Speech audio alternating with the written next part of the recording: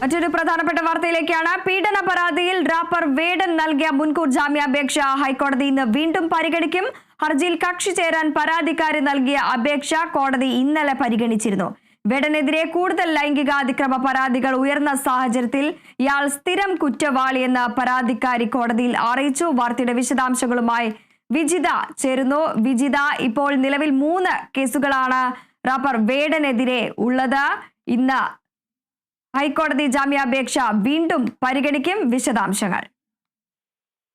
സൂചിപ്പിച്ചതുപോലെ തന്നെ യുവഡോക്ടർ നൽകിയ പീഡന പരാതിയിൽ റാപ്പർ വേടൻ നൽകിയ മുൻകൂർ ജാമ്യാപേക്ഷ ഹൈക്കോടതി ഇന്ന് വീണ്ടും പരിഗണിക്കും. എന്തായാലും ഇന്നലെ ഹൈക്കോടതിയിൽ ഈ പറയുന്ന ഹിരൺദാസ് മുരളി എന്ന് പറയുന്ന വേടൻ സ്ഥിരം കുറ്റവാളിയാണ് എന്നുള്ള ഒരു കാര്യമാണ് പരാതിക്കാരി ഉന്നയിച്ചിട്ടുണ്ടായിരുന്നത്. അതോടൊപ്പം തന്നെ വേടനെതിരെ വേറെയും 2 ലൈംഗികാതിക്രമ കേസുകളും പരാതികളും എല്ലാം ഉയർന്നു വന്നു എന്നുള്ള ഒരു കാര്യം കൂടി ഈ പരാതിക്കാരി പറയുകയുണ്ടായി. കഴിഞ്ഞ ദിവസം ഇന്നലെ തന്നെയാണ് ഈ 2 ഗവേഷക വിദ്യാർത്ഥികൾ, കേരളത്തിന് പുറത്ത് ഗവേഷണം നടത്തുന്ന 2 വിദ്യാർത്ഥികൾ കൂടി ഈ ഹിരൺദാസ് മുരളിക്കെതിരെ പരാതി നൽകുന്ന, മുഖ്യമന്ത്രിയുടെ ഓഫീസിൽ പരാതി നൽകുന്ന ഒരു കാര്യം ഉണ്ടായത്. അതും ഈ പരാതിക്കാരി ഉന്നയിക്കുകയുണ്ടായി. അതോടൊപ്പം തന്നെ വേടൻ നൽകിയ ഈ മുൻകൂർ ജാമ്യാപേക്ഷ പരിഗണിക്കുമ്പോഴാണ് ഇക്കാര്യങ്ങൾ കൂടി ഈ പരാതിക്കാരി വ്യക്തമാക്കുന്നത്. തുടർന്നാണ് പരാതിക്കാരിയെ കേസിൽ കക്ഷി ചേരാൻ ജസ്റ്റിസ് ബച്ചു കുര്യൻ തോമസ് അനുവദിക്കുന്ന ഒരു സാഹചര്യം ഉണ്ടായത്. എന്തായാലും വേടന്റെ മുൻകൂർ ജാമ്യാപേക്ഷ ഇന്ന് വീണ്ടും പരിഗണിക്കുകയാണ്. നേരത്തെ തന്നെ ഈ വേടൻ വിദേശത്തേക്ക് കടക്കുന്നതൊക്കെ തടയാനായി ലുക്കൌട്ട് നോട്ടീസ് അടക്കം പുറപ്പെടുവിക്കുന്ന ഒരു കാര്യമെല്ലാം ഉണ്ടായിരുന്നു. വിവാഹ വാഗ്ദാനം നൽകി തുടർച്ചയായി പീഡിപ്പിച്ചു എന്നുള്ള പരാതിയിലാണ് ഈ ഒരു കഴിഞ്ഞ മാസം 31-ന് തൃക്കാക്കര പോലീസ് വേടനെതിരെ കേസെടുക്കുന്ന ഒരു കാര്യം ഉണ്ടായത്. എന്തായാലും വിവാഹ വാഗ്ദാനം നൽകിയല്ല, സമ്മതപ്രകാരമാണ് എന്നുള്ളൊരു കാര്യമെല്ലാം വേടൻ ഉന്നയിക്കുന്ന, വിവാഹ വാഗ്ദാനം നൽകിയല്ല സമ്മതപ്രകാരമാണ് എന്നുള്ളൊരു കാര്യം കൂടി ഉന്നയിക്കുന്ന ഒരു കാര്യമെല്ലാം വേടന്റെ ഭാഗത്തു നിന്നും ഉണ്ടായിരുന്നു.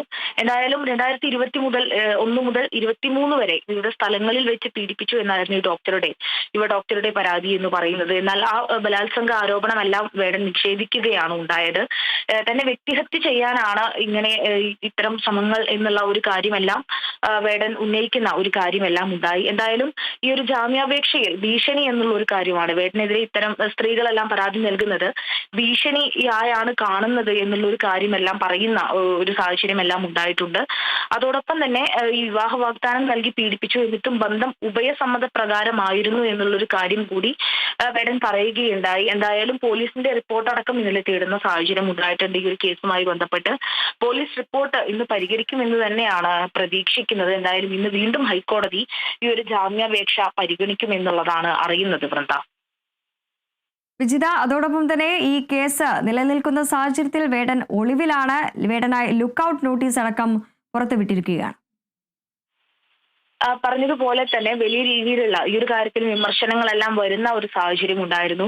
ഇത്ര ദിവസങ്ങളായിട്ടും ഈ പറയുന്ന ഒരു ഹിരൺദാസ് മുരളി എന്ന് പറയുന്ന റാപ്പറെ പിടികൂടാൻ കേരള പോലീസിന് കഴിഞ്ഞില്ലേ എന്ന തരത്തിലുള്ള വിമർശനങ്ങളെല്ലാം ഉയർന്നു വരുന്ന ഒരു സാഹചര്യം ഉണ്ടായിരുന്നു. എന്തായാലും ഇതുവരെ ഈ വേടൻ എന്ന് പറയുന്ന ഹിരൺദാസ് മുരളി ഒളിവിൽ തന്നെയാണ് ഉള്ളത് എന്ന് തന്നെയാണ് പോലീസിന് കണ്ടെത്താൻ കഴിഞ്ഞിട്ടില്ല എന്നുള്ളതും മറ്റൊരു കാര്യമാണ്. എന്തായാലും വേഗം ഇയാളെ കണ്ടെത്തുമെന്ന് തന്നെയാണ് നമ്മളും പ്രതീക്ഷിക്കുന്നത്.